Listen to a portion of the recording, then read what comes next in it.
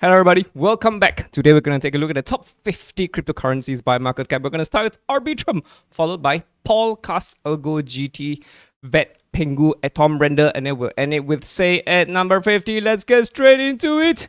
So here we are for Arbitrum. What's happening with Arbitrum? So Arbitrum, hey, we've already broken out of the ascending triangle. We're actually at the skinny pink line though, so my hope is that we do not collapse back under the support. We stay above the support. That's the best case scenario. I mean, of course, we could zip down a little bit, but hopefully we zip back up, consolidate, and continue towards 74 cents, a target fresh out of the oven. So once we complete the ascending triangle, and once you get a breakout, right, we clear this for good, then yeah, very likely we're headed towards 74 cents. The moment you close above everything, right, there was actually a zip up, but we didn't close above it. We came back down, and now we are on a run potentially towards 74 cents. I think we're probably going to go higher than 74 cents, but for me, right, if I were to be in a trade for Arbitrum, this is where I will be getting out. So 74 cents for Arbitrum. Next will be Paul. So Paul is just like Arbitrum. Paul against USD. Here we are for Paul. So Paul is also excuse me, forming and ascending. Oh my god, look at this, an ascending triangle. Ladies and gentlemen, value 1, value 2, value 3. I mean, of course, there's also the skinny pink line, right? We have the break above it. So we have a target, ta-da, fresh out of the oven as well at 41 cents. But of course, we have to slice through the skinny pink line. We could still, to be honest, right, drop lower. The reason why I think Paul could drop lower is because this is already a bearish engulfing. Bearish engulfings are bearish reversal candlesticks, right? You can see this, right? Yeah. Anyway, the point is, I think we're coming back down. This whole thing in its consolidation could also be some sort of a ABCDE, a squeeze of sorts, I would say. And this would be awesome because this will be the completion of the ascending triangle, right? Of course, if we were to take out these lows, then it's a different story altogether. But I'm feeling pretty good about Paul, but you have to wait for the retrace to come. Right? I think we're going to clear these two lows though. This is already a sign of bearishness. Arbitrum is different. Arbitrum doesn't have that, you see. So as we just saw, so you see Arbitrum, this is not engulfing, right? If this was an engulfing candlestick, right, it comes all the way back down here, then sure, we'll be anticipating much more downside. But as it stands, yeah, I think Arbitrum is far more bullish compared to Paul.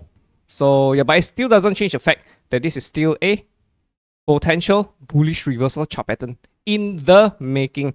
Again, it's very important that we don't take out these lows. We can drop all the way back down to 20 cents, but the hope is that we start curving back up once we are done selling, and eventually we break towards 41 cents.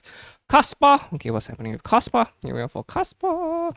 Kaspa is under the skinny pink line. It feels to me like we're also in some sort of a squeeze, but we're under the skinny pink line, you see. And we also have another target over here at 4 cents. Could Kaspa just break out from here? Yeah, sure. This will be ideal. And then we get something like an inverse head and shoulders here. Kaspa goes higher.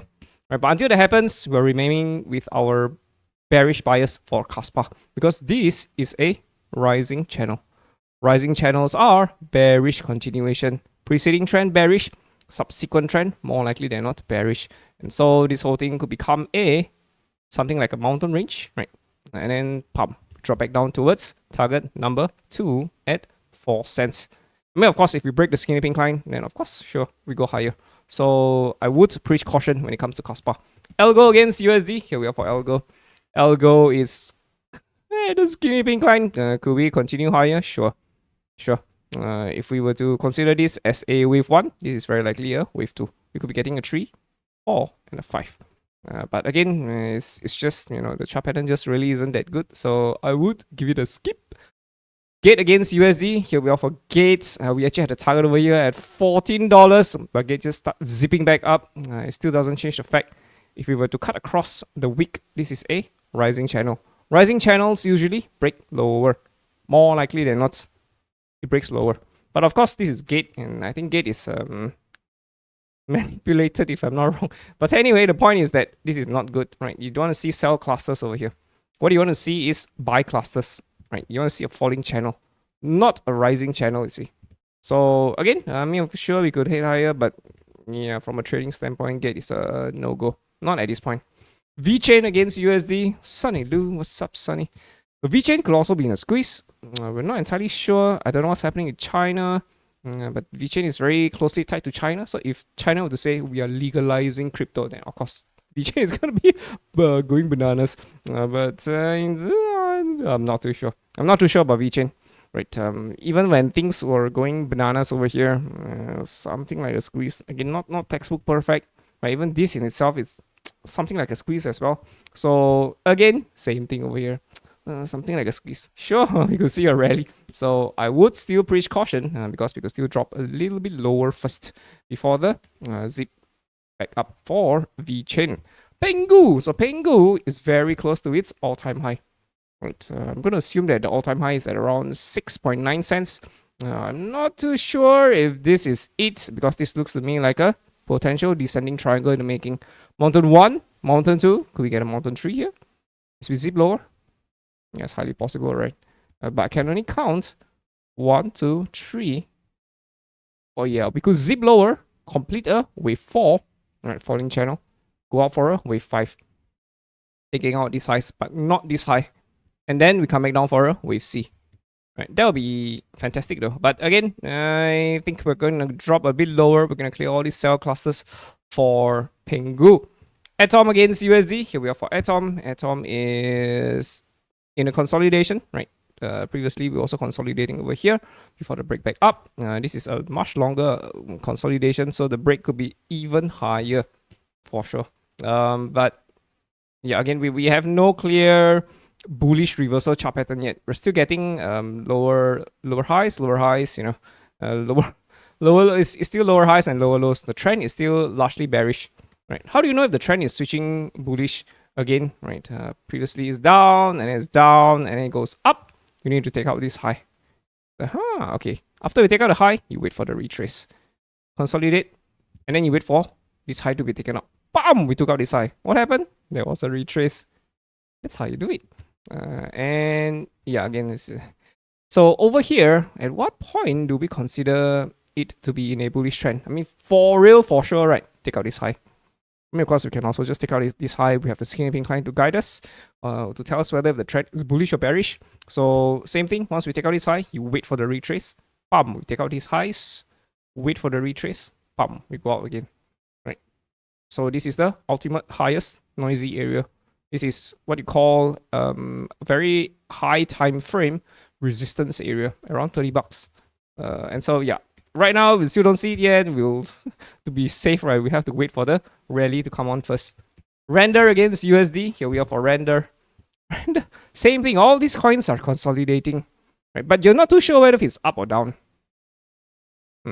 So what I mean by that is, if the preceding trend is bearish, potentially, right, the subsequent trend could be bearish as well, right? This could also be viewed from a bearish perspective. This could be mountains. At the same time, you can also view this from a bullish perspective. This whole thing could be like an ABCDE as we break higher.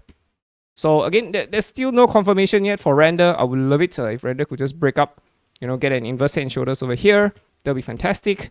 But yeah, we're going to be cautious because I suspect this could still zip lower past $2. It's a round number though. Say against USD. Here we are for Say. Say is right at the skinny pink line. Are we gonna break higher? Not too sure. So again, the same principles apply regardless of the asset. Again, these were highs and highs. So what you do is you wait for the break first. We broke out this highs. What happened? There was a retrace. After that, what happened? Bam, we rose higher. Took out this high. What happened again? Bam, drop back down. Now in a rally again. If we take out this high, you still have to wait for the retrace. We're probably going to clear this eventually. Still, you have to wait for the retrace. Every time we take out a high, you wait for the retrace first before going back in. And this is how you do trading. You have to wait for the retrace. This is confirmation. This is confirmation, right? Taking out these highs. And this is the continuation pump. So yeah, but if you want me to count the waves, it's just not too, it's just not too clear. So Doesn't mean say can't go higher, but if I were to pull a resistance line across, I think this could be a potential high, you see, at around 45 cents. Before we come back down to form a very slanted kind of an inverse head and shoulders. Maybe we get it, maybe not. Again, chart pattern just really isn't that good, so stay safe. Alright, boys and girls, hope you guys enjoyed it. See you in the next one. Ta-ta!